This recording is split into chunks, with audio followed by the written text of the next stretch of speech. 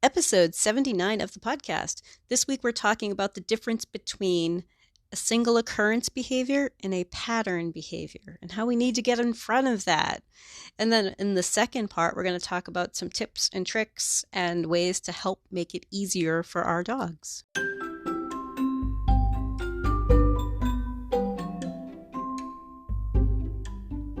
You're listening to the Creating Great Grooming Dogs podcast. I'm Chrissy Newmeyer-Smith. I'm a certified professional groomer, a certified behavior consultant for canines, a certified professional dog trainer, and the owner of Happy Critters in Nashua, New Hampshire. And this, my friends and colleagues, is the podcast where grooming and training meet. There's a huge difference between when a groomer, an owner, a vet, some other human is having trouble, and when the dog is having trouble. A huge difference, and it's not always obvious at first. It can be really tricky to spot.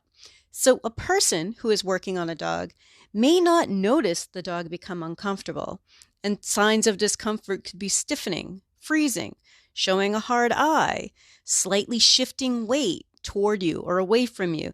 We tend to notice when the wiggling or moving makes our task difficult because we're very task oriented. So we're not paying attention to the other subtle signs.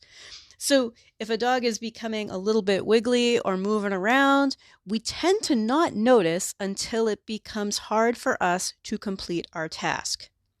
And that's a dog who is often already tried to tell us a number of ways, but we didn't notice it. And I'm going to give you some examples because I think that helps a lot. Because from my trainer ear, there are things that I pick up on, even just in conversation or in discussions, that just to me sound so obvious, but I know they are not obvious.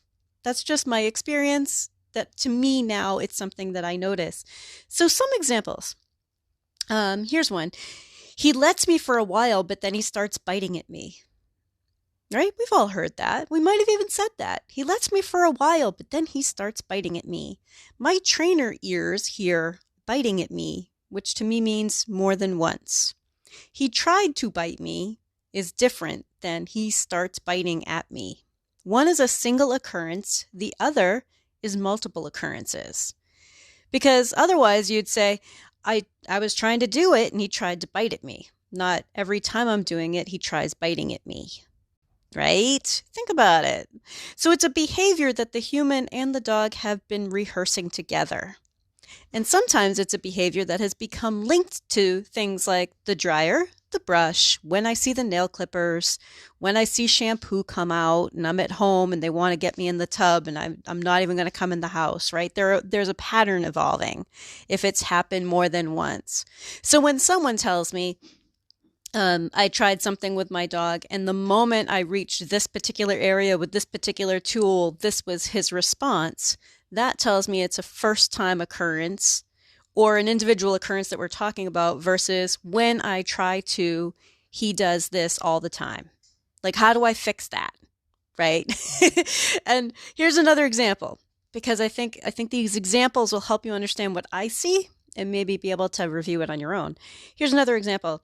I try everything, but she just goes crazy when I'm drying her head. Okay, I've heard that one a lot too. Yeah. But the details I'm hearing in my trainer ear is more than once. I've tried everything, but she just goes crazy when I'm drying her head. Right? This is a pattern. This is a dog and a human and a dryer.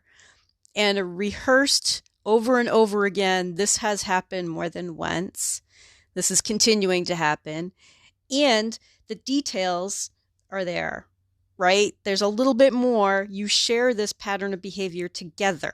Different from, I tried to dry her head and she went crazy. And of course, went crazy is, means a million things to a different million people, right? But I'm just using it as an example because these are kind of things that I see over and over again. And it is so common. It is so common, right? So when you think about one single occurrence, that's a different thing than this happens over and over and over again. Because if it's happening over and over and over again, the way to break the cycle is to not wait until you're drying a head or when you start doing something and the dog reacts. We don't want to work at the point of reacting, right? That's just putting out fires. What do I do when he does this? Well, you're already past the mark. You're already into he's having a hard time, and now you're just trying to minimize that or tell him to stop it. And that's kind of old school, backward kind of training.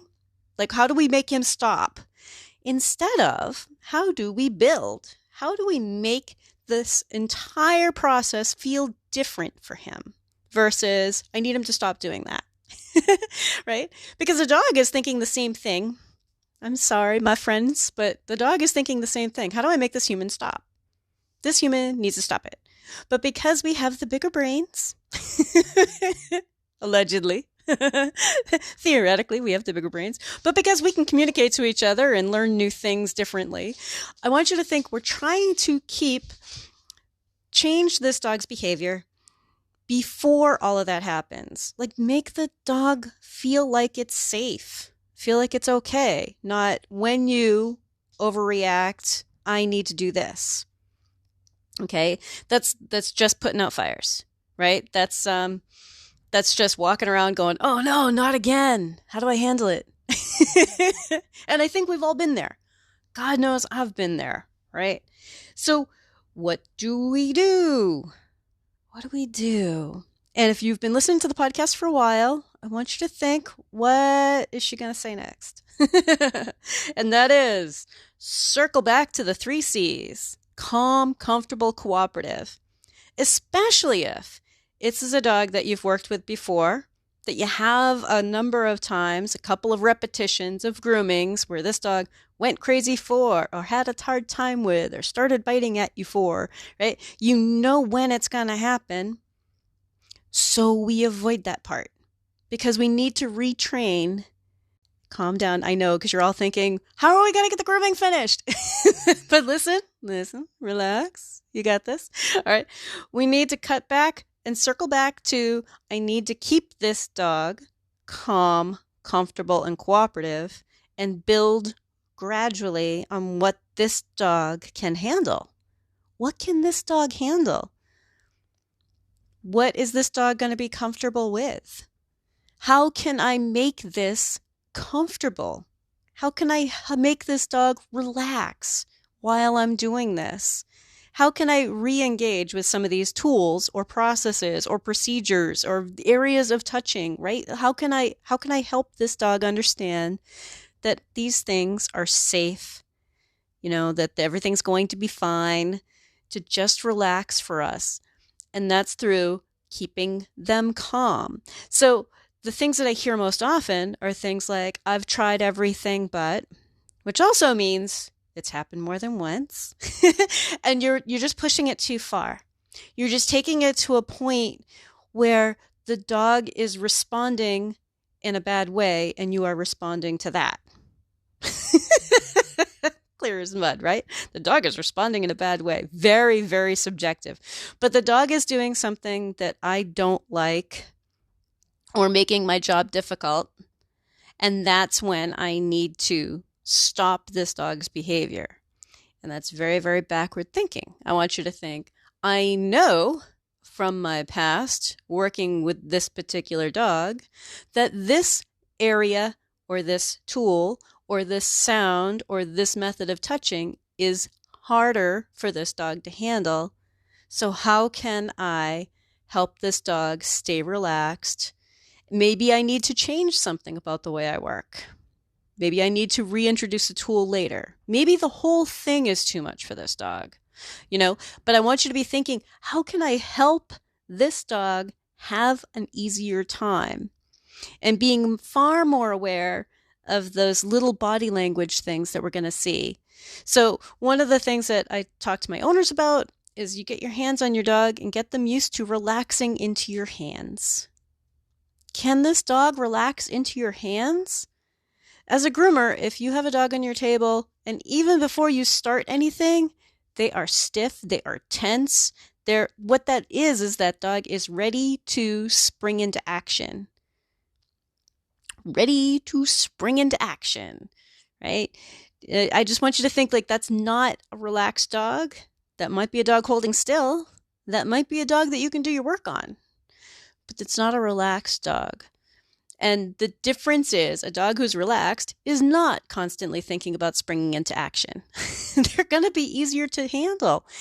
And I want you to think that once a dog has a reaction, they're scared or frustrated or overtired. Gosh, sometimes they're just plain overtired. You think about some of these dogs don't have to do anything, at home. And you ask them to have some focus for 20 minutes and they're out of their depth. They don't know what that means.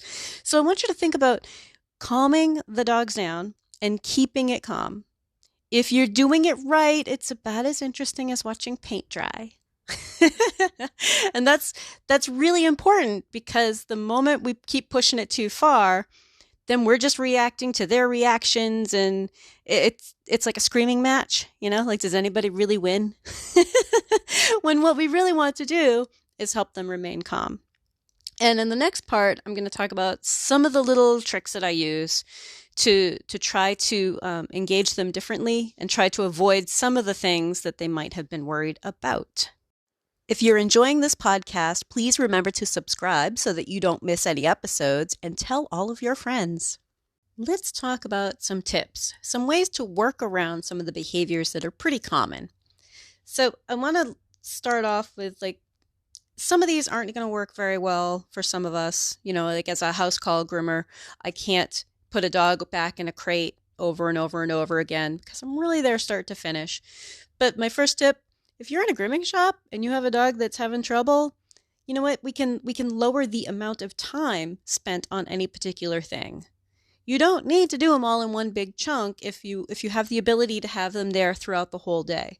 So if you do a little bit of work, maybe time it, 10 minutes worth of work, put them back in a crate, do somebody else, bring them out for 10-minute increments or 15-minute increments, and then give him a break, regardless of what was going on or how close you got to finishing what you wanted to do. As long as he's still calm, is chilled out, then give him a break. Because for some dogs, just the endurance run of it all is a lot.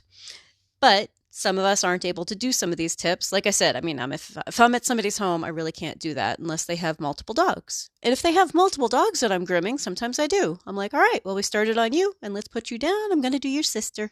Now let's put your sister up. Okay, now it's your turn again. Now it's your other sister. So here is another one. When we have a dog who's really worried about the dryer. I've got a couple ones for dryers. I want you to think about using a brush and wiping with a towel, brush, towel, brush, towel, brush, towel. It takes a long time, but sometimes we can get a lot of that out. Sometimes it helps with getting the detangling anyway, but brushing and then toweling, I know it's going to sound a little crazy, but that's the only way I can get my hair dry if I'm camping, is to run it through brush, towel, brush, towel, brush, towel. Because even though it's fairly short right now and I've got an undercut, which means like half of my head is shaved underneath, it still is a massive amount of hair that takes forever to dry unless I do this method. So if you think about just run the brush through, mop it off, feel the towel. Is the towel soaked? Great. Squeeze it out if you're using an absorber. One of the ones that's almost like a sponge. I forget what they're calling I can't remember now what they're calling the special ones that they're marketing now to us as dog groomers. But I've been using an absorber forever, which is another trick you guys can try. You find them in Walmart, auto parts stores. They're like a thin sponge. I have been using them since the 90s. I love these things. I squeeze them out with these. Once it's full, you squeeze it out over the drain and it's ready to go again. It is a sponge. It doesn't feel like a dry towel. It feels like a sponge. And you just keep mopping water off of them and squeezing it out. I don't even turn a dryer on until that dog shakes and nothing comes off. That dog's mostly dry before I even turn a dryer on. So it's taking it off with that mechanical means of just sliding it off with this towel. Okay? But if they're worried about the dryer sounds, having them mostly dry or to a point where they're damp, which is what that towel does, it brings it to the point where they're damp, and then turning on a dryer means that they aren't going to have to spend as much time with the dryer. And they're already brushed through. because you can take care of all that mats or brushing or any little tangles you might find. Get that done while you're there, while you're pulling the towel through. It's not ideal. It's not something I would want to have to do with every single dog every single day. But if we have a dog who's worried about dryers, yeah, this is a big time saver. And honestly, the part that I do with the part that I do with every single dog is, yeah, I use that absorber towel. It's a waste of my time, as far as I'm concerned, to turn a dryer onto a dog who's dripping wet. No way. I squeeze them out, squeeze them out, squeeze them out, squeeze them out, then turn on a dryer. So next step for a dog that's having trouble with the dryer, turn the dryer on before you're ready to dry. Just get that sound going. Trainers kind of forget that dogs are going to be exposed to these sounds. And I know a lot of trainers are like, why do they even have to use a dryer? Those are so loud and it must hurt their ears. That hasn't been my experience. My experience has been is that it's a weird feeling and it sounds weird. And it's the sound spikes when you get up close to their neck. So if you think about, oh, maybe I should do this. I should come up with, well, when we're all grooming again, a recording of the dryer sounds and the sound of it hitting that leash or hitting the grooming loop or hitting like an ear, there's a sound spike there. It sounds different. Even if you just have the dryer on and you don't have it on the dog and you start running your fingers through it, it has a different sound. Get them used to the sound before the sound is also pressing on their body. Because there's a pressure on their body. There's the sensation of air, and it's pressing. And the temperature of the air, depending on what kind of dryer you're using. Mine are just room temperature air, so they're slightly warmed by the motor, but not a heat element, so it's not like it's warm. But there's a temperature change. Things that dogs notice that they're worried about, we can just minimize that a little, right? By removing some of the, am I worried about the sound? Am I worried about the sound of when we run fingers through that nozzle? Those are some of our time savers. Now, when it comes time to dry the dog, here's a neat one. I don't know if you guys know this trick. That dog's wrapped in a towel, put the dryer on top of the towel. It's this half step before we put it on their skin.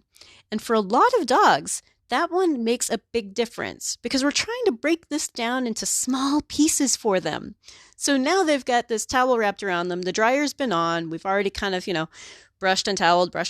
Now we've got a towel wrapped on them. And suddenly the dryer is up against the towel, up against their ribs or up against their hip.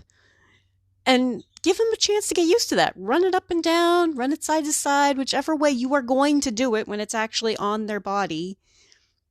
And then remove the towel. Maybe keep it up near their neck and shoulders so they feel a little bit of security in there, wrapped in a little blanket, and try working on their side. But that's a nice little half step.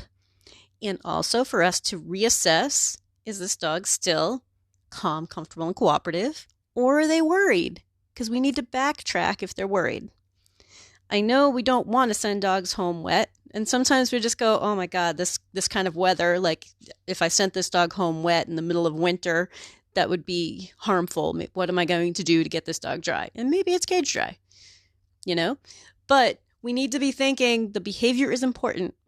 The behavior is important. So if this dog is getting worried, calm him down again and start at something he can handle, which might just be holding that dryer with the dryer on and not having it on the dog while you continue to brush and towel and go through as many towels as you need to, right?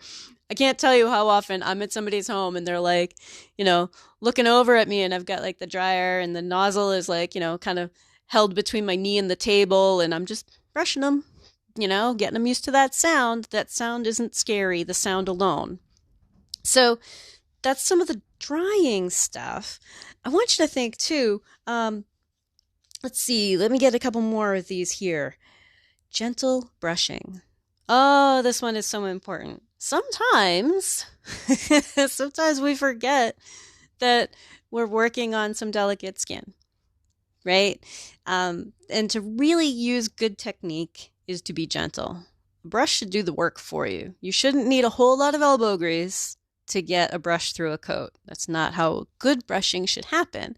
We should be kind of delicately pulling through, getting to the edges, taking care of it gently. If you have a comb and you run it through and you find a tangle and you just yank it out, yeah, I'd be upset too if someone did that to me, right? We need to be gentle. And I know it can be really hard when you feel like you don't have the time. But I want you to think back what I've said before. We need to talk to our owners about expectations, and that when things take longer, charges will reflect that. Don't do it for free. But honestly, I don't do grooming where I have to brush hard. Right? If I have to hurt a dog because I'm in a hurry, I haven't charged correctly. Right? I need to be able to make sure I have the time to brush gently, to do it properly. And also, if for no other reason, if you think I'm just being new agey granola crunchy, brushing hard like that damages coat. So if you were this thinking like, oh my God, gentle, gentle, gentle, Chrissy's losing her mind, she's one of those gentle, gentle people, it's bad for the coat. So if we go back to, really just brushing gently, that can also be the quality of your tools. And I'm saying drying and brushing because those two things are like tops for a lot of dogs. But quality of tools, I gotta say, I really, really love the Mat Zapper brushes. Activette and Le Pooch have those are really, really game changing. Love those brushes, and just get in there a little bit. It's a nice stiff, slicker brush. Doesn't take much effort, and just do it gently and pick at it and get it out. I actually like dematting. I mean, I wouldn't on a dog who is entirely pelted across their whole body. Why? Because it would be a waste of time. If they're pelted across their whole body, their entire coat is probably damaged and will just mat right back up. There's a point when we do a do-over, but for a lot of tangles, they come out real easy. Real easy. So be thinking about the quality of your brushes. Makes a big difference for some of these dogs. And I've got to say, with nail trimming, here's another one that people come up with, like, oh, he hates having his nails done. Most of the time, in my experience, and I started working with dogs in '86, doing other people's dogs' nails I've been doing nails for a long time. In my experience, if you break it down, most dogs are much more worried about the way they're being held and the way that we are holding on to them and the way we have to angle their foot than they are about actual nail trimming or even nail grinding. And I do find that dogs have a definite preference. Like, I really like nail grinding more than I like trimming, but some dogs don't like the grinder and they are great for nail trimming. So I'm like, hey, if you have a preference, I don't mind either, because both of them are entirely appropriate. But if they're worried about their nails, some of the things that we can do is break it down into simply figuring out what they're comfortable with for holding their foot in position to do a nail trim. Now, trainers, I want you to be thinking, what position do you think we need as groomers to do a nail trim? Because I keep seeing stuff where, the dog is seated in front of a person and the person's holding their hand out. The dog places their paw and they're doing a nail trim. Like, I mean, how can you even do a proper nail trim if you're like 2 feet away? They're just like, I don't know, guessing. It's like, most of us are up close and we're trying to get that nail. And especially as groomers, we're trying to get a really, really good nail trim. Not just right next to the quick, but right next to the quick and a little bit of shaping, right? Because that's what's going to help the quick recede, whether it be with a trimmer or with a grinder. But we're trying to shape it. We're getting up close. We're double checking. We're taking a very close look, not sitting back at arm's length with a nail clipper and just going clunk, clunk, clunk, clunk, done, give them a cookie, send them on their merry way. So be thinking about the ways that we get holding these dogs. One of the ways I do that is if the dog is standing, I lift their foot. Like if it's their front foot, I pull their foot back, like underneath their belly, because that for a lot of dogs is much more comfortable than being held out front. Each dog is going to be a little bit different with what their body finds comfortable. Some dogs have trouble with like the back feet because one back leg or the other is sore, and you might not know which one. Because it might be, oh, you're picking up my sore leg, or it might be, oh, now I have to stand on my sore leg while you work on the other one. So sometimes, even if you can get a dog to sit and just do the nails while they're sitting, or get them to lie down on the table or lie down on the floor, right? Be thinking about, okay, is it a position change that this dog needs? Another tip for you guys, for a lot of dogs, their issue is being up on the table or the table feeling slippery. Because while we have the rubber mats and stuff on tables, that textured surface on tables, I find for some dogs is still too slippery. So there's paw mat, which is a great product, but I tend to just use yoga mats. I just cut them to fit my table. They don't last as long as paw mat does. Paw mat lasts a long, long time, but I'm not a high volume shop. I'm house call, and a yoga mat lasts me a good while. But I want you to think about the amount of texture underneath their feet to have something that they can sink into. It's a little bit more comfortable, and they definitely don't feel like they're going to slip. And for some dogs, that's the big difference. So you get them to a point where they don't feel like they're going to slip around, and then try trimming some nails and helping them feel comfortable with it. So just some thoughts, little things that we can do. Oh, another one for nail trimming, actually, I forgot to mention this one. For some dogs, doing their nails while they're still wet, while they've been softened by that bath, or doing them in the bathtub. Not necessarily great for your drain, depending on where you are. I try not to do that at a customer's house because, next thing you know, I've destroyed their garbage disposal or something. But be thinking about when the nails are nice and soft. For some dogs, being in the bathtub changes everything. Like they're in there, they're soaked, and we just trim off those nails. And for a lot of them, they're okay with that in the tub. And there are a lot of things you can get away with in the tub around the eyes too, and around bums. Once you get them soaked and soapy, sometimes you can get in there with a comb and get in there with the scissors and just take a little bit and help them be calm for it. Because it's when they're calm, when they're not reacting, that we're making progress. Not once they've reacted and then what do we do? And it's a mindset. It's a mindset that we kind of need to change. Because I know I've been there. I'm like, this dog does this every time. What do I do? But that to me, like I said in the first part, that means it's happening over and over. And you guys have formed a behavior chain together with a tool or a process, right? Like that's different than one event. Ideally, one event is enough for us to say, I think I need to backtrack a little and see how I can help this dog be good for this. Okay, so this week's action step.